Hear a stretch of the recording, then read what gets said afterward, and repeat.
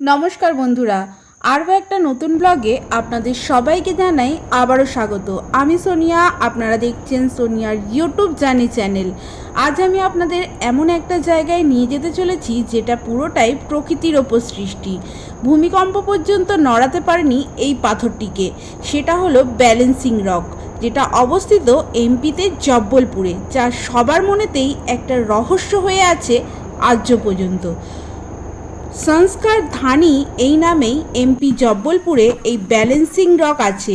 এমনটাই ব্যালেন্স যে বড় বড় ভূমিকম্প পর্যন্ত এটিকে নাড়াতে পারেনি। এই রহস্যটা দেখবার জন্যই আমি আজ পৌঁছে গেছি এই ব্যালেন্সিং রক দেখতে। ছুটির দিনে কিন্তু পর্যটকদের ভিড় এখানে লেগেই থাকে। আর আমি কিন্তু এখন যাচ্ছি দুর্গাবতী কেলার কাছে। দেখতেই পাচ্ছেন বন্ধুরা, এটা হচ্ছে মদন মহল। মদন মহলটাও আপনাদের পুরোটাই আমি ঘুরিয়ে দেখাবো। তার আগে আমি এই দুর্গাবতী কেলার সম্পর্কে কিছু বলে রাখি। এটা হচ্ছে জব্বলপুরে। আর জব্বলপুর পৌঁছানোর জন্য বন্ধুরা আপনারা হাওড়া থেকে শক্তিপুঞ্জ এক্সপ্রেস ধরতে পারেন, যেটা প্রতিদিন দুপুর 1:10 ছাড়ে হাওড়া থেকে, আর পরের দিন বিকেলবেলায় জব্বলপুর পৌঁছে যাবেন। তো আপনারাও ঝটপট চলে আসুন এই জব্বলপুরে ব্যালেন্সিং রক দেখতে।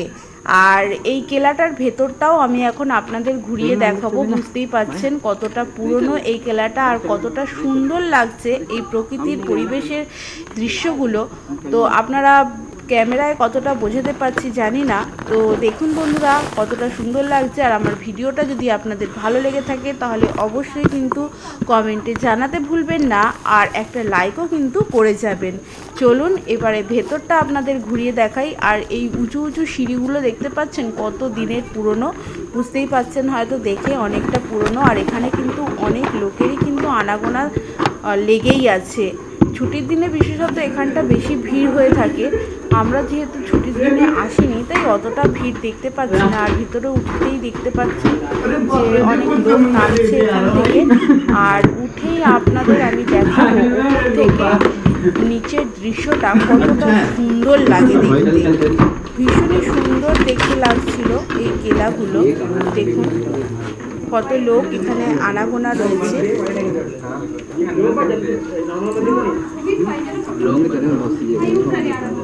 আর এখান থেকে ভিউটা জাস্ট দেখুন বন্ধুরা কতটা সুন্দর লাগছে দেখতে। পুরো জব্বলপুর শহরটাকে আমি ক্যামেরায় মনে হচ্ছে বন্দি করে ফেলেছি।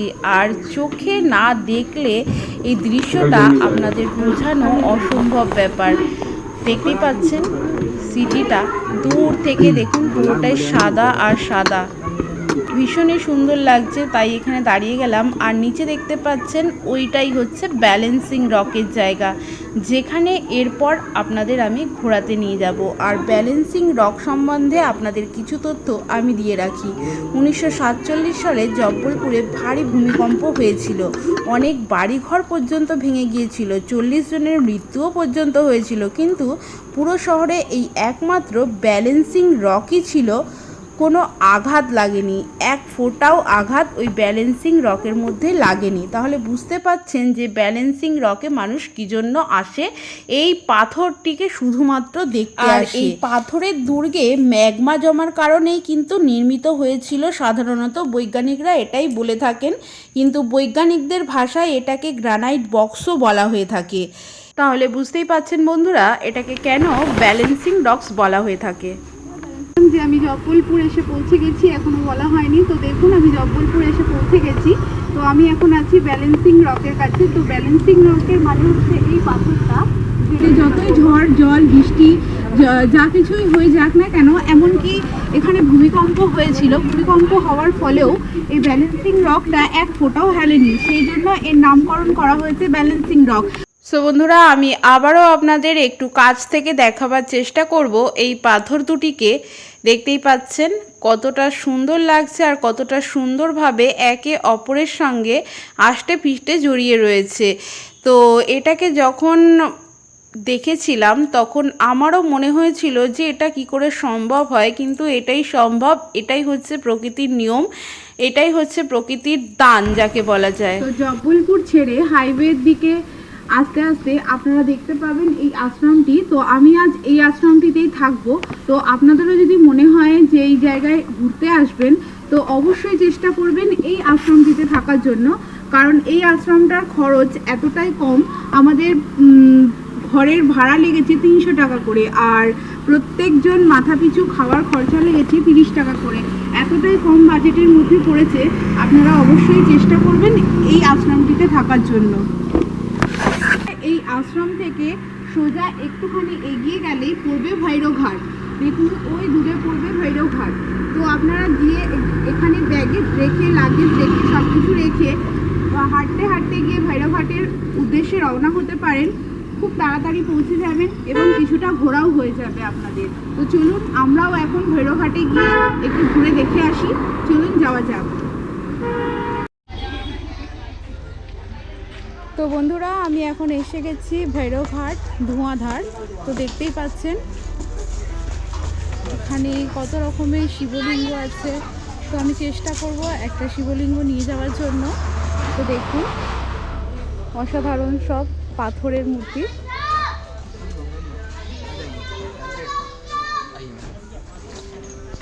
देखिए भैया, आपके पास क्या क्या है? ये सब मार्बल्स के आइटम हैं। अच्छा आदि योगी हैं, मार्बल की मूर्तियां हैं, चूड़ी हैं, इयररिंग्स हैं, अच्छा। बैग पर्स हैं। ये यूनिक भैया के पास मूर्तियां हैं, ये लगी हुई हैं। দেখুন বন্ধুরা, এই ভাইয়ার কাছে অনেক রকমের মূর্তি আছে, যেখান থেকে আমি একটা মূর্তি নেব।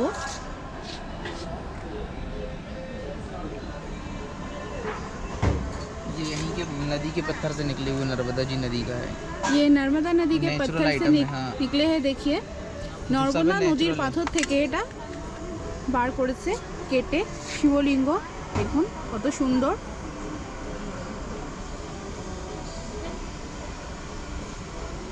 অসাধারণ এই মূর্তিগুলো।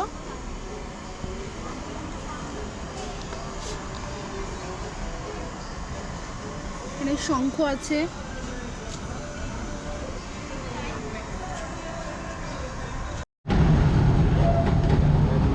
তো বন্ধুরা, আমি রাতের জন্য কিছু খাবার নিয়ে নেব। দেখুন আমি কিছু খাবার কিনতে এসেছি। এটা হচ্ছে বাজার। দেখুন